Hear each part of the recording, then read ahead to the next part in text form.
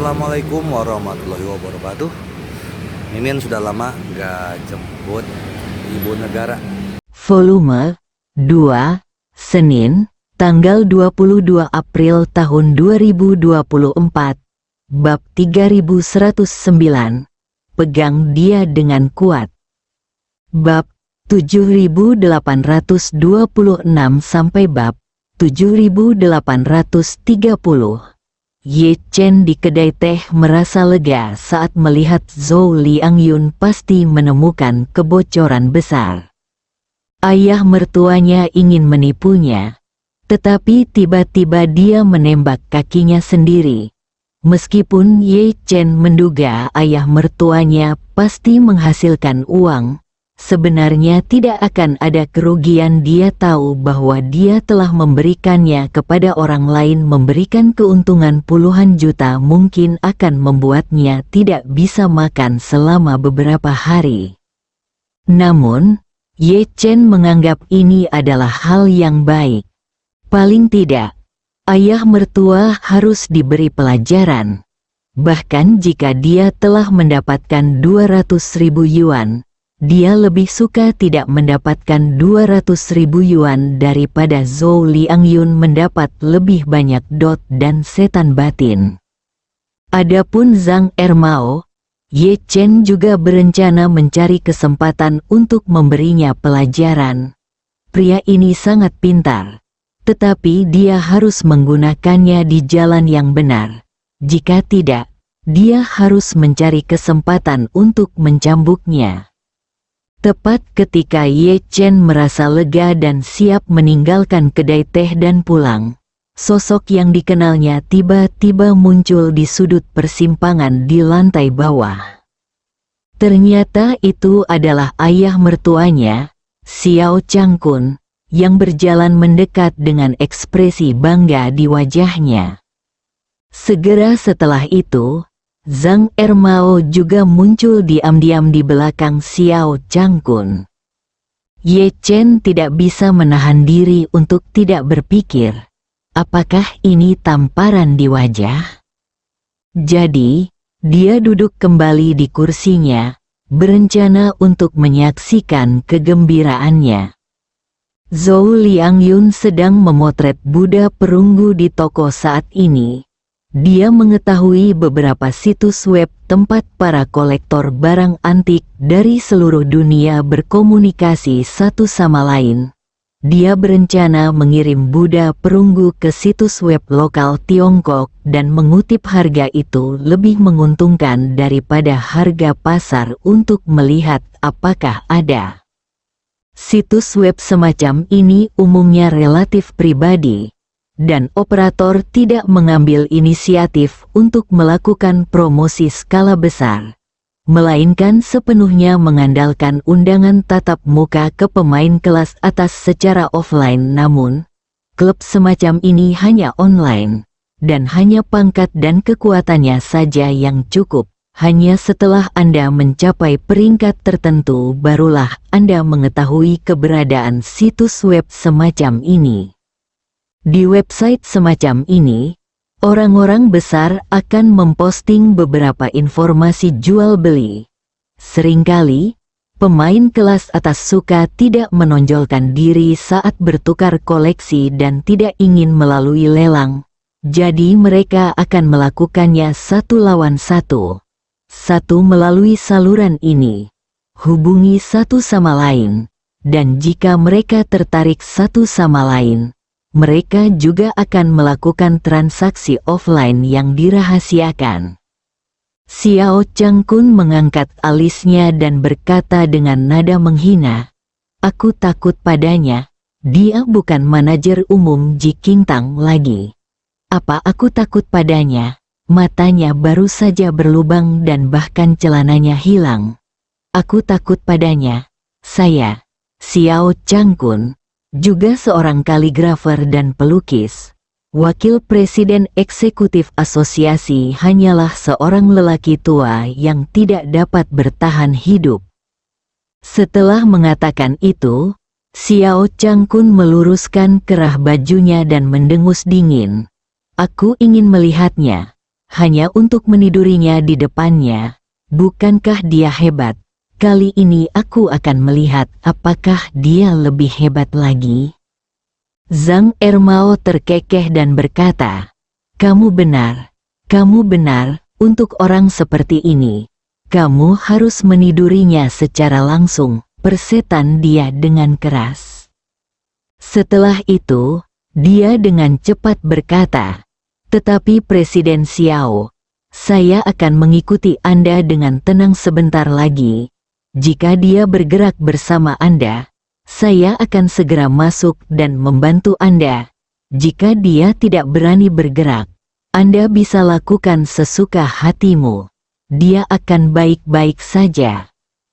Oke, Xiao Changkun juga takut jika mereka bertemu di jalan yang sama, seseorang akan menyerangnya secara langsung. Jadi, dia melambaikan tangannya, ayo pergi, aku pergi dulu, ikuti aku dan bertindak sesuai. Ye Chen di kedai teh merasa lega saat melihat Zhou Liangyun pasti menemukan kebocoran besar. Ayah mertua ingin menipunya, tetapi tiba-tiba dia menembak kakinya sendiri. Meskipun Ye Chen menduga ayah mertuanya pasti menghasilkan uang, sebenarnya tidak akan ada kerugian. Dia tahu bahwa dia telah memberikannya kepada orang lain, memberikan keuntungan puluhan juta mungkin akan membuatnya tidak bisa makan selama beberapa hari. Namun, Ye Chen menganggap ini adalah hal yang baik. Paling tidak, ayah mertua harus diberi pelajaran. Bahkan jika dia telah mendapatkan 200.000 yuan, dia lebih suka tidak mendapatkan 200.000 yuan daripada Zhou Liangyun mendapat lebih banyak dot dan setan batin. Adapun Zhang Ermao, Ye Chen juga berencana mencari kesempatan untuk memberinya pelajaran. Pria ini sangat pintar, tetapi dia harus menggunakannya di jalan yang benar.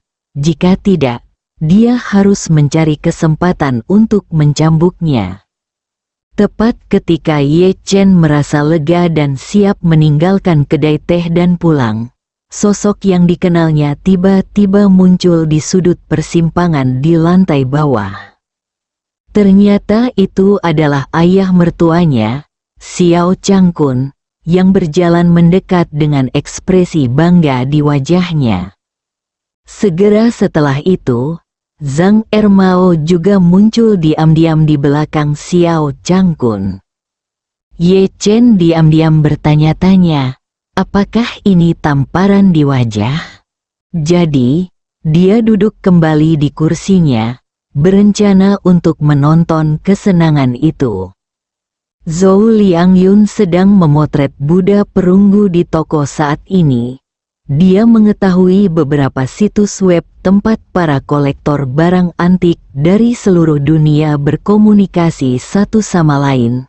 Dia berencana mengirim Buddha perunggu ke situs web lokal Tiongkok dan mengutip harga itu lebih menguntungkan daripada harga pasar untuk melihat apakah ada. Situs web semacam ini umumnya relatif pribadi, dan operator tidak mengambil inisiatif untuk melakukan promosi skala besar, melainkan sepenuhnya mengandalkan undangan tatap muka ke pemain kelas atas secara offline. Namun, klub semacam ini hanya online, dan hanya pangkat dan kekuatannya saja yang cukup. Hanya setelah Anda mencapai peringkat tertentu barulah Anda mengetahui keberadaan situs web semacam ini. Di website semacam ini, orang-orang besar akan memposting beberapa informasi jual beli. Seringkali, pemain kelas atas suka tidak menonjolkan diri saat bertukar koleksi dan tidak ingin melalui lelang. Jadi mereka akan melakukannya satu lawan satu. Satu melalui saluran ini. Hubungi satu sama lain. Dan jika mereka tertarik satu sama lain, mereka juga akan melakukan transaksi offline yang dirahasiakan. Inilah sebabnya, pada banyak koleksi, Semua orang hanya mengetahui keberadaannya, tetapi tidak mengetahui siapa pemiliknya. Zhou Liangyun mendaftarkan akun baru di situs ini dan membayar biaya pendaftaran sebesar 10.000 yuan. Situs web ini anonim, jadi sangat aman. Setelah mendaftarkan akun tersebut, ia berencana memposting foto dan informasi Buddha perunggu tersebut, lalu mengutip harga 20 juta. Menurutnya, harga tersebut tidak mahal. Kalau patung Buddha perunggu emas itu masih ada, valuasinya sekitar 100 juta. Tapi sekarang setelah emasnya hilang, diskon 30% masuk akal. Berdasarkan diskon 30%, saya telah menurunkan harga sebesar 10 juta atau 20 juta lagi, yang bisa dikatakan merupakan kesepakatan yang sangat bagus. Apalagi patung Buddha perunggu dari dinasti Song Utara sangat sedikit, dan terkadang tidak ada satupun patung baru yang bisa diproduksi dalam setahun. Kolektor yang sangat menginginkannya bahkan akan rela membayar mahal. Jadi dia yakin asalkan barangnya sudah dikirim, seharusnya sudah tersedia malam ini. Saat dia sedang menulis pendahuluan, ada ketukan di pintu. Dia mengangkat kepalanya dan melihat keluar, dan melihat Xiao Changkun berdiri di luar pintu, melihat ke dalam melalui jendela kaca. Zhou Liangyun secara alami mengenali Xiao Changkun. Untuk menarik Ye Chen ke Jikingtang, dia sengaja mencoba mendekati Xiao Changkun. Sekarang ketika dia melihat Xiao Changkun tiba-tiba muncul di luar toko, dia segera mengerti apa yang terjadi hari ini. Saat ini, dia tidak bisa menahan tawa di dalam hatinya.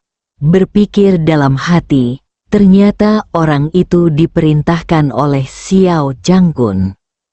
Memikirkan hal ini, dia meletakkan ponselnya, berjalan ke pintu dan membukanya sambil tersenyum sambil menggelengkan kepalanya.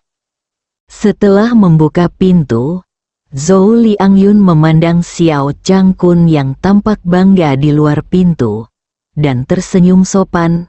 Oh, ternyata Tuan Xiao, sudah lama tidak bertemu.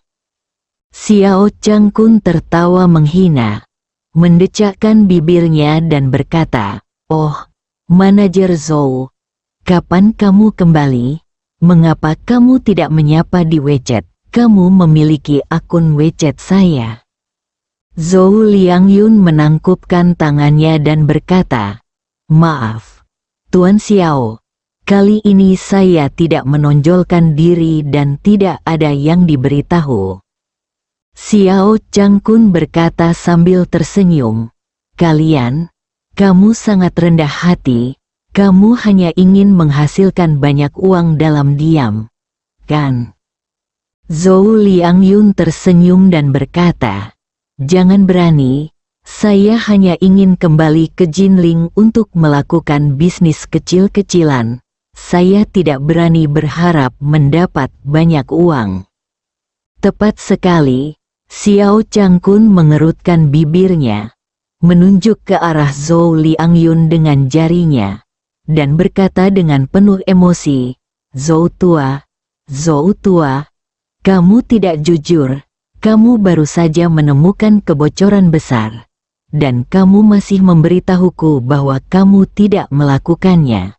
Tidak berharap menjadi kaya. Cai, siapa yang akan percaya omong kosong ini?" Zhou Liangyun tertegun sejenak, lalu berkata sambil tersenyum, "Oh, informasi Tuan Xiao sangat lengkap. Saya baru saja menerimanya.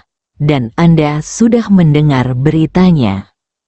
Saat dia berbicara, dia berkata dengan rendah hati, "Saya juga beruntung dan menerima barang yang cukup bagus. Sejujurnya, ini sama sekali tidak direncanakan. Saya tidak menyangka akan menemukan sesuatu yang salah setelah dibuka. Xiao Changkun berkata dengan nada menghina. Oh, kamu belum bangun dari mimpi ini. Saya? Zhou Liangyun bertanya dengan heran. Apa maksud Tuan Xiao dengan ini? Xiao Changkun berkata dengan sinis. Lihat situs video pendeknya. Kamu sudah terkenal di kalangan barang antik Jinling. Sekarang orang-orang di lingkaran itu telah memberimu julukan yang disebut bocah tua jalanan antik yang membagikan uang. Kamu, manajer Zhou Hui, sungguh luar biasa. Bersambung.